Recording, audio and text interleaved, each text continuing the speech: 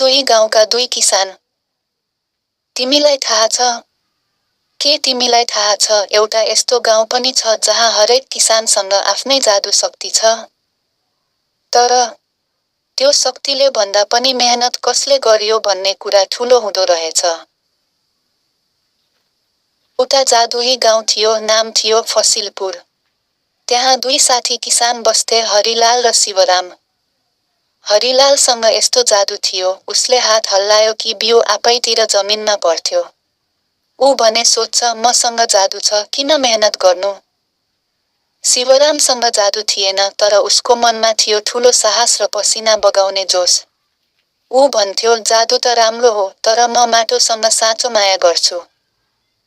एक दिन गाउँमा अनौठो समस्या आयो, आकाशका बादलले वर्षा बिर्से। हरिलालले झ्यालबाट हेर्दै भन्यो, अब मेरो खेत कसरी हरियो हुन्छ? भगवान बचाऊ।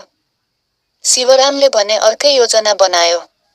उसले नदीको किनारमा गई 3 दिनमा जादुई कुलो बनाएर खेतमा पानी ल्यायो। ऊ बिहानदेखि साँझसम्म खेतमा काम गर्न थाल्यो। समय बित्दै गयो। शिवरामको खेत हरियो, फसल मुस्कुराउँदै थियो। तर हरिलालको खेतमा त झार बाहेक केही थिएन। जब गाउँलेहरूले शिवरामको खेत हेरे, सबैले ताली बजायो। राजाले उसलाई मेहनत जादु पुरस्कार दियो।